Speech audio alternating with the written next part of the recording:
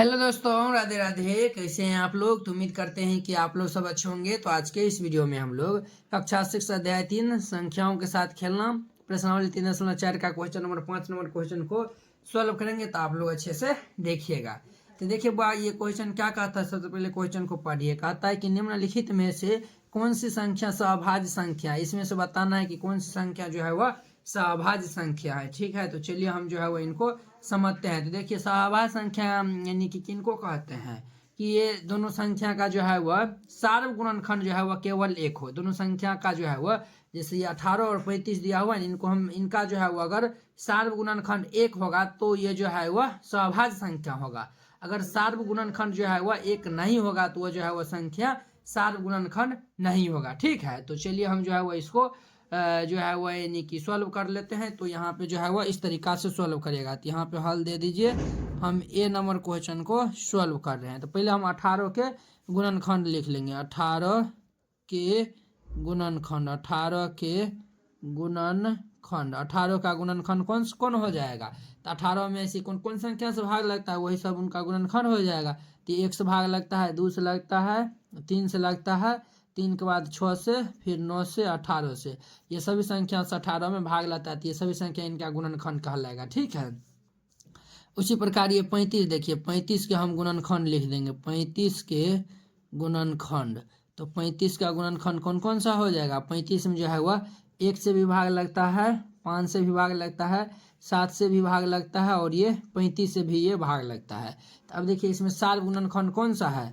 तो देखिए इसमें 1 और 1 मिल रहा है। तो इसमें जो है वह एक ही जो है वह क्या है, तो सार्व गुणनखंड है। तो यहाँ पे जो है वह चूंकि सार्व गुणनखंड कितना है, सार्व गुणनखंड, सार्व गुणनखंड कितना है, तो 1 है। जब इनका सार्व गुणनखंड 1 है तो ये जो है वो 18 और 35 क्या है, तो सहभाज्य संख्या है। तो यहाँ पे जो है वह लिख देंगे। अतः ये जो है वह 18 और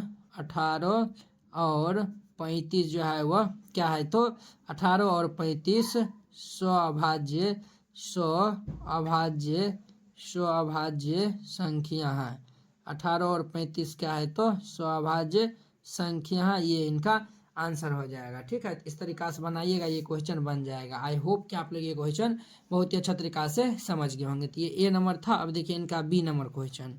बी नंबर है 15 है। तो हम 15 के सभी गुणनखंड लिख लेंगे। 15 के गुणनखंड, इनको दूसरे भी तरीका से हम बना सकते हैं। ठीक है, 15 के गुणनखंड, 15 का गुणनखंड कौन हो जाएगा, ये 1 से भी लगेगा, 3 से भी लगेगा, 5 से लगेगा और ये 15 से लगेगा। ठीक है, और 37 के गुणनखंड लिख लेंगे। 37 के गुणनखंड, तो 37 का गुणनखंड हम लिख लेंगे। तो 37 का गुणनखंड 1 और 37 से होगा।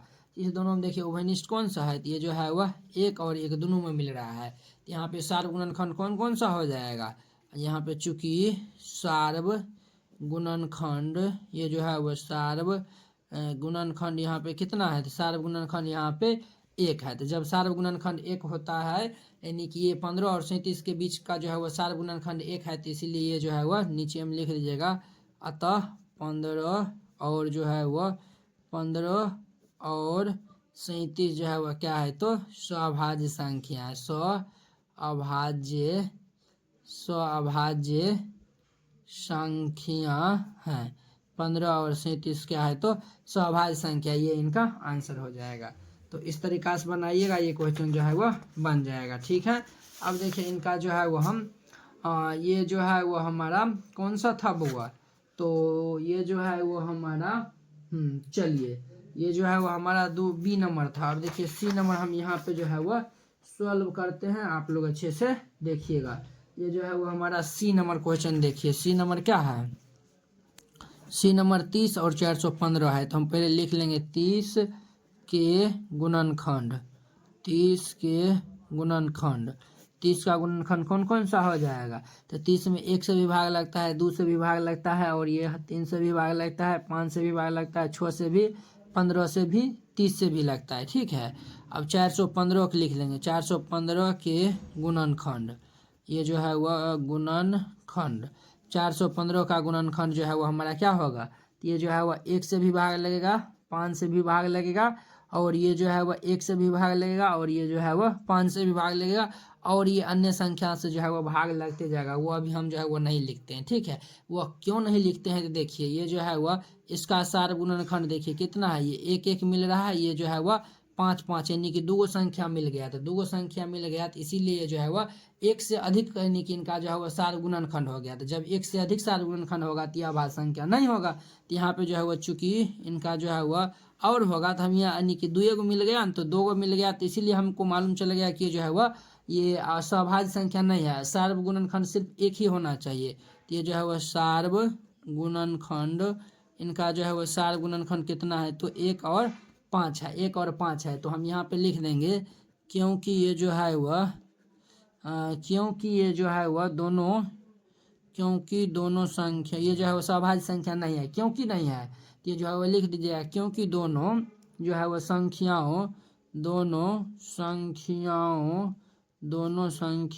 के सार्व गुणनखंड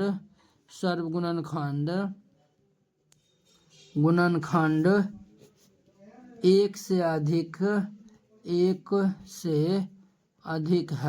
1 से क्या है तो अधिक है, 1 से अधिक है, अतः 1 से अधिक है, अतः ये जो है वह ये सभाज्य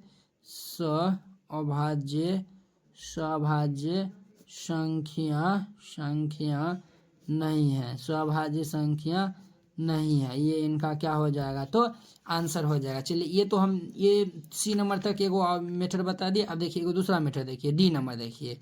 ये दोनों संख्या ये जो है उन दोनों संख्या का मोसो जो है वो अगर 1 आता है तो वह भी जो है वह सभाज्य संख्या कहलाएगा। जैसे देखिए 17 का अभाज्य गुणनखंड करेंगे, 17 का अभाज्य गुणनखंड करेंगे तो 1 गुना 17 आएगा, ठीक है। फिर 68 का अभाज्य गुणनखंड कर लेंगे, इस साइड कर लेंगे तो 68 का अभाज्य गुणनखंड कर लेंगे तो देखिए ये जो है वह यहाँ पे जो है वह ये जो है वह क्या आएगा, 2 से लगेगा तो ये जो है वह 3 4 34 दूनी 68, 4 दूना 3 6 2 से लगेगा तो ये 17 हो जाएगा। तो देखिए ये जो है वह कितना आया हुआ 2 गुना ये 2 गुना 17। तो देखिए इनका जो है वह दोनों में क्या मिल रहा है 17 मिल रहा है, दोनों में जो है वह क्या मिल रहा है 17। तो चूंकि इनका जो है वह सार्व गुणनखंड कितना है, सार्व ये जो है वह गुणनखंड, सार्व गुणनखंड कितना है 17 है, ये जो है वह सार्व गुणनखंड 17 है, ये जो है वह सार्व गुणनखंड 17 है और ये 1 है ना, 1 भी मिल जाएगा, ये जो है वह 17 और 1 हो जाएगा क्योंकि इसको हम 1 से भी गुना करेंगे तो पर भी कोई फर्क नहीं होगा। तो ये जो है वह इनका जो है वह हम आपको बताए थे कि मौसो निकालेगा उनका जो है वह 1 आना चाहिए, तो इनका जो है वह सार्व गुणनखंड दोनों मिलता होगा। तो देखिए ये जो है वह कौन कौन, वो 17 मिला है, 1 मिल रहा है, तो इसमें जो है वह 1 से अधिक है, तो ये जो है वह ये सभाज्य संख्या नहीं है। तो यहाँ पे नीचे हम लिख दीजिएगा तो यह सभाज्य संख्या नहीं है, अतः यह अभाज्य संख्या नहीं है, ठीक है। आप ऊपर में जो हम बताए उस तरीका से भी इस तरीका से भी जो है वो इसको बना सकते हैं, ठीक है। डी नंबर था। अब देखिए इनका ई नंबर क्वेश्चन, ई नंबर में कितना है 216 है, तो 216 का अभाज्य गुणनखंड हम लिख देंगे और ये 215 है, यही ना है 216 और 215 है। तो हम पहले 216 का अभाज्य गुणनखंड कर लेते हैं, 216 का करेंगे तो 2 से लाएंगे तो 1 0 8 108, 2 से लाएंगे तो 5 4 54, 2 से लाएंगे 27 दूनी 54, 3 से लाएंगे तो 9, फिर 3 से लाएंगे तो 3, 1 2 3 गो 2 आया हुआ तो 1 2 3 गो 2 और 1 2 3 गो 3 आया हुआ है तो 1 2 3 गो 3 आया हुआ है। अब देखिए ये 215 है तो 5 2 7 1 8, ये जो है वो 5 से लगेगा, ये जो है वो 5 चौके 20, 5 चौके ये जो है वो क्या हो जाएगा तो 5 चौक जो है वह 20 और जो है वो 5 दिया 15, 43 हो जाएगा। 43 लगेगा किन्हीं संख्या से, 43 नहीं लगेगा, तो किन्हीं संख्या से नहीं लगेगा तो जो है वह ये 5 गुना 43 हो गया। तो अब देखिए ये जो है वह दोनों में कोई मिलबो कर रहा है तो कोई नहीं मिल रहा है, लेकिन ये 1 तो मिल रहा है ना, 1 से भी गुना कर लेंगे तो कोई फर्क नहीं होगा। तो देखिए इसमें भी 1 है, इसमें भी 1 है, तो यहाँ पे जो है वह चूंकि सार्व गुणनखंड क्या है, सार्व गुणनखंड या फिर मोसो लिख दीजिए, दोनों लिखिए बतवा बराबर है। तो इनका सार्व गुणनखंड कितना है, सार्व गुणनखंड इनका 1 है। तो जब ये सार्व गुणनखंड 1 है तो यहाँ पे लिख दीजिएगा अतः यह जो है वह क्या है तो अतः यह सभाज्य संख्या है, सभाज्य संख्या है, ठीक है।